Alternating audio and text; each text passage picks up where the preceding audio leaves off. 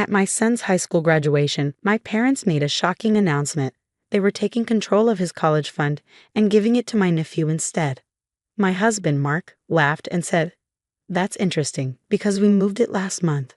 The look on my parents' faces when they realized was unforgettable. I still remember the moment everything fell apart.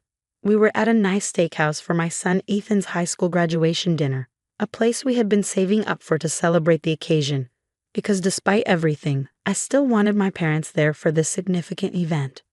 Ethan had worked so hard, pushing through AP classes, extracurriculars, and part-time work, and he had been accepted into his dream college.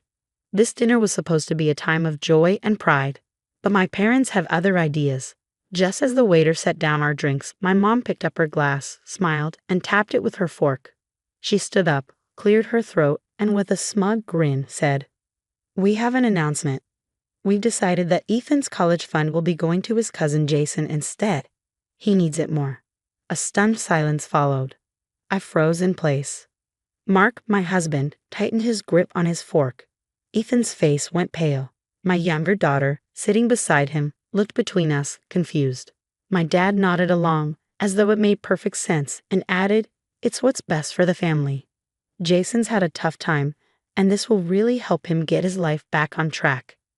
Jason, my nephew, my brother's son, the child my parents had always favored over my own, the one they repeatedly bailed out of trouble. I could feel my face burning with anger, years of swallowing my frustration, of letting my parents dismiss and undermine my children, of being treated like an afterthought compared to my brother. It all came to a boiling point. But Mark was quicker to act. He leaned back in his chair, took a sip of his beer, and chuckled, a low, amused sound. Then he said, "That's funny, because we moved it last month." My mother blinked, and my dad's smile faltered. "What?" my mom demanded, now sounding defensive. Mark smirked. "Yeah, we saw this coming. We moved Ethan's college fund out of their reach weeks ago. And then all hell broke loose." My mom's face turned bright red, and she practically shrieked, "You had no right." My father slammed his hand down on the table, rattling the silverware. "You can't do that. That money was meant for family." That was when I finally found my voice. "Ethan, his family," I shot back. "And that fund was his. You had no say in it." "You're being selfish," my mom spat. "Jason needs this. You know how hard things have been for your brother. We are trying to fix things for him, and you're ruining it." That was the moment everything hit me. They never planned for that money to be for Ethan. They'd been waiting for the perfect moment to swoop in and take it. I glanced at Ethan. His face was full of devastation. He'd grown up knowing his grandparents didn't favor him, but this was proof that in their eyes he wasn't even worth a second thought. And that broke something inside me. "Fixing things?" I repeated, my voice trembling. "You mean the way you fixed things when Jason stole from us? Or when he got arrested and you paid off his charges? Or when he wrecked my brother's car and you bought him a new one?" My dad growled, "That's not the same thing. Jason's been struggling. Your brother is a single father doing his best. And I'm a mother doing my best," I interrupted. "And you just told my son, on the most important day of his life, that his future doesn't matter. That you're taking away his chance at the future he worked so hard for." My mom scoffed. "Oh please, Ethan can take out loans like everyone else." That was the moment I knew it was over. Ethan stood up so fast that his chair scraped the floor. "You know what?" he said, his voice shaking but strong. "I don't need anything from you. I don't need your money, and I sure as hell don't need you in my life." Mark stood as well, putting a steady hand on Ethan's shoulder. "Let him go," he said calmly. "We don't owe them another second of our time." I stood up too. "This was your last chance," I told my parents. "You've shown us who you are, time and time again. But today, you made sure we'll never forget it." And with that, we walked out. They screamed after us, calling us ungrateful, accusing us of tearing the family apart. But as I looked at my son, his head held high despite the hurt in his eyes, I knew we'd done the right thing. What I didn't know was how far my parents would go to try to get that money back. We left that restaurant knowing nothing would ever be the same. But I had no idea just how far they would go to get back at us. At first, it was just phone calls. Angry voicemails from my mom, screaming about how we betrayed the family. My dad left a few too, harsh, threatening messages, saying things like, You'll regret this." Then my brother, who had stayed out of the argument that night, finally sent a text 2 days later. "I don't know what's going on, but Jason needs that money more than Ethan does. You're being selfish." That was it. No questions, no attempt to understand. Just, "You're being selfish." I didn't respond. Then the real trouble started. The bank call. A week after the dinner, Mark got a call from our bank. I was in the kitchen when I overheard him say, "Excuse me, what withdrawal?" I froze. My stomach sank. The call lasted another minute or two, and when Mark hung up, his face was tight with anger. "They tried to access Ethan's fund," he said. I gripped the counter. "Who?" "Your parents," he replied. "They called the bank pretending to be us, saying we'd authorize a family emergency withdrawal." I couldn't breathe. "Did they?" Mark shook his head. "The bank flagged it. They thought something was off and called me first." I wanted to scream. How dare they? The audacity. Without hesitation, I grabbed my phone, found my dad's number, and called. The moment he picked up, I let him have it. "You actually tried to steal from us?" I demanded, my voice trembling. "What is wrong with you?" My dad didn't sound even remotely guilty. "You left us no choice," he said. "We wouldn't have had to do that if you weren't being so unreasonable." I nearly threw my phone across the room. "Unreasonable? You tried to commit fraud." "It's our money," my dad snapped. "We contributed to it." That stopped me in my tracks. "What?" My mom cut in. "You think you did all of this on your own? You think we never put anything in that fund?" My hands clenched into fists. "You never gave a single cent to Ethan's fund," I spat. "You're remembering wrong," my dad said smoothly. "And if we went to court, I guarantee they'd say we have a right to it." My blood ran cold. Mark must have seen my expression because he stepped closer. "They wouldn't," he said calmly. "They don't have a leg to stand on."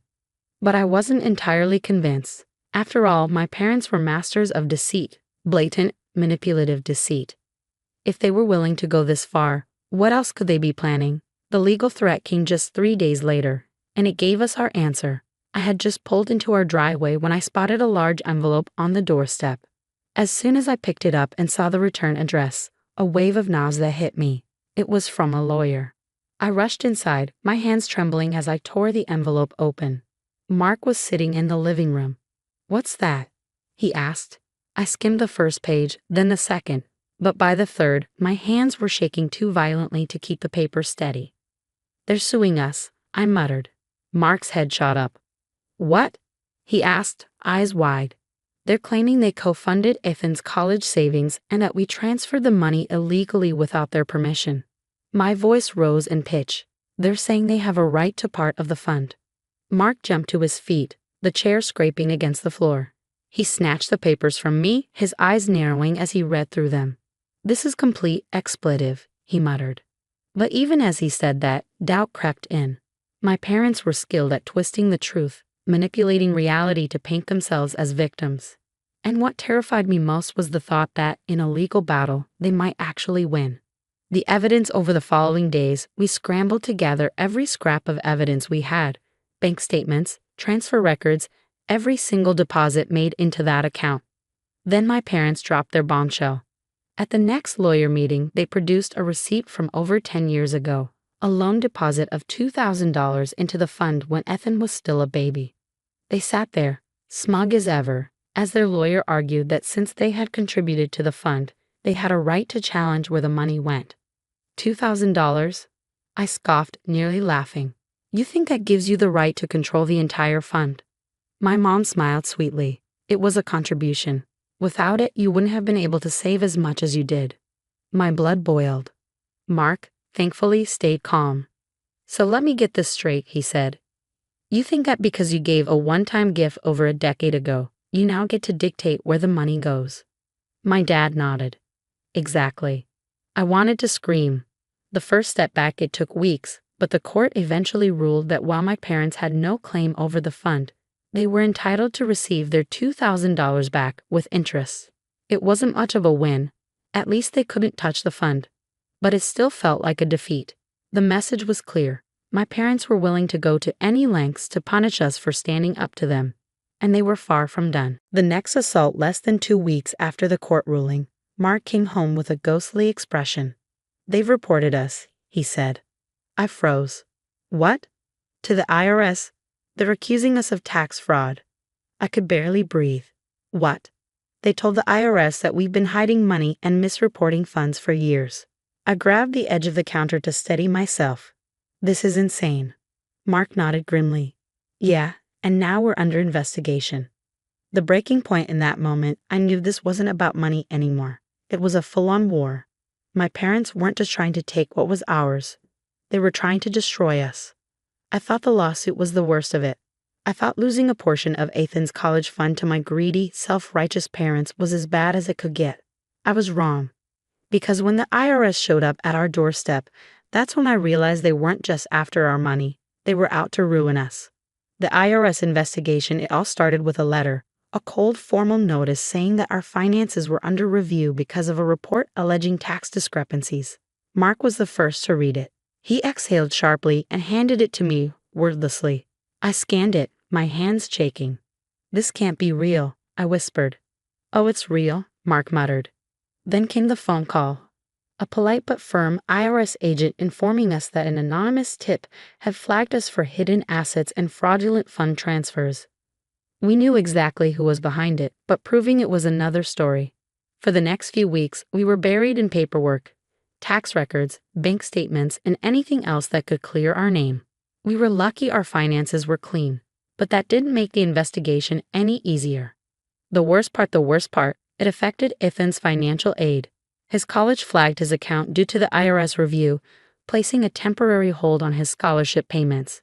My parents weren't just trying to steal from his college fund. They were trying to take his future. That was the breaking point for me. If they wanted a fight, I was about to bring them a war. The first retaliation, I started digging. I knew my parents had skeletons in their closet. Growing up, I'd watched them twist the truth, manipulate people, and get away with whatever they wanted.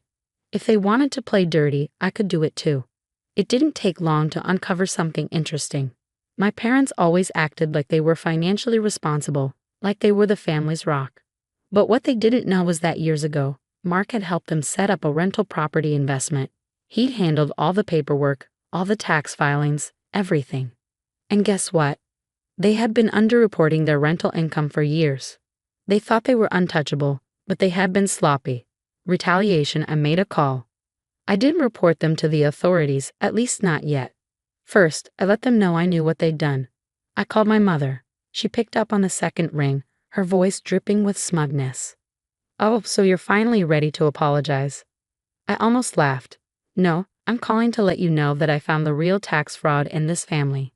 There was silence on the other end, then a scoff. "What are you talking about?" "Your rental income. You know, the money you forgot to report for the last 15 years. Her breath hitched. "You don't know what you're talking about." "Oh, I do," I said, my voice ice cold. "And so does the IRS. Or they will, unless you drop this expletive and call off your attack." I heard her breath catch, then the deflection. "You wouldn't." I smiled. "Try me." She hung up without saying another word.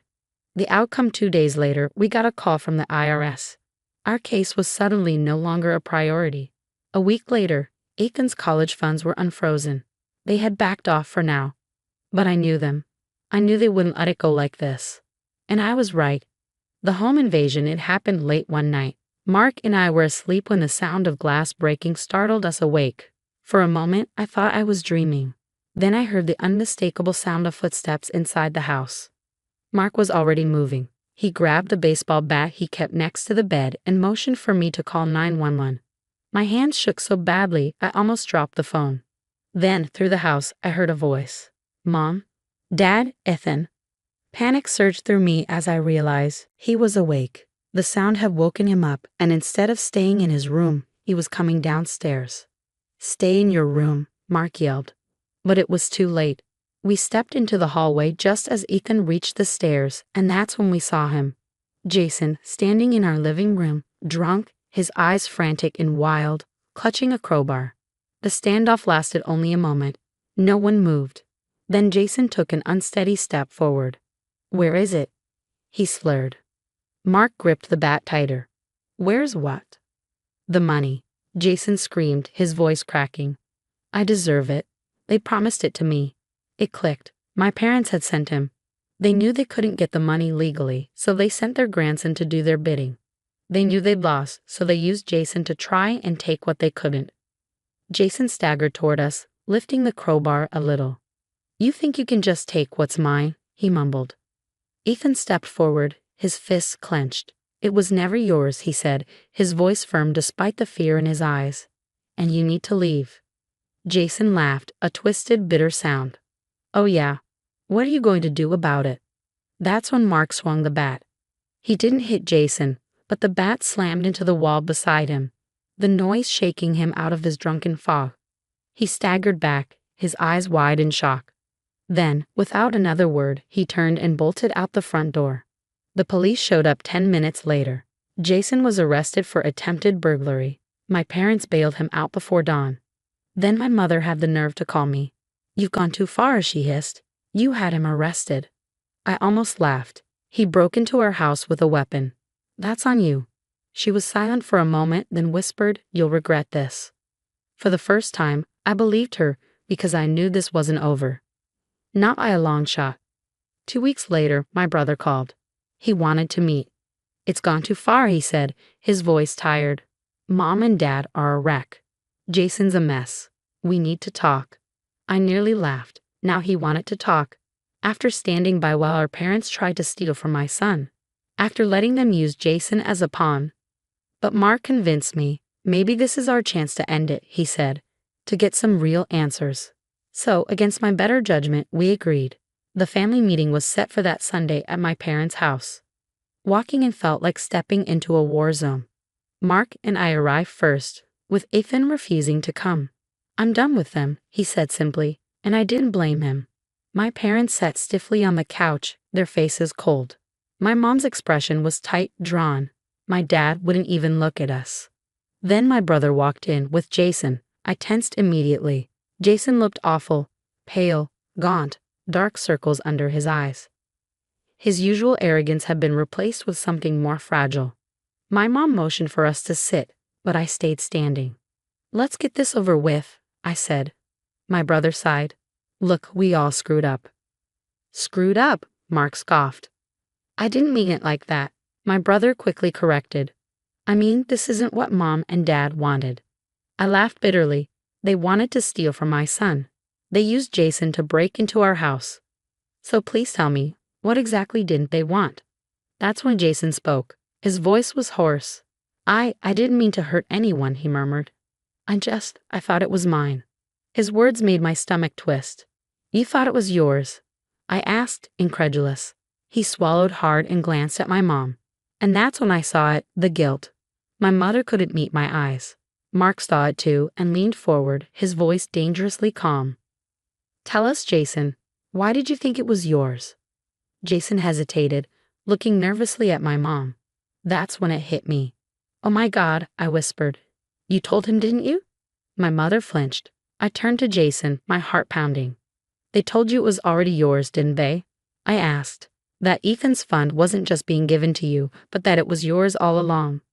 Jason's eyes darted nervously. Before he could answer, my mom spoke. "We had to," she snapped. "He was struggling. Your brother was struggling. We had to give him hope." I couldn't believe what I was hearing. "So you lied to him? You told him that his whole future was secured by money that was never his?" My dad finally spoke, his tone sharp. "What does it matter? You and Mark had good jobs, a house, a stable life. Jason had nothing. What kind of sister are you to sit by while your own nephew suffered?" That was it. Something inside me snapped. I took a step forward, my hands shaking with anger. "What kind of parents are you?" I hissed. "You have 2 children, but you've spent your entire lives treating me like I'm second-rate while he," I pointed at my brother, "gets everything handed to him. And now you want me to give away my son's future because of your guilt?"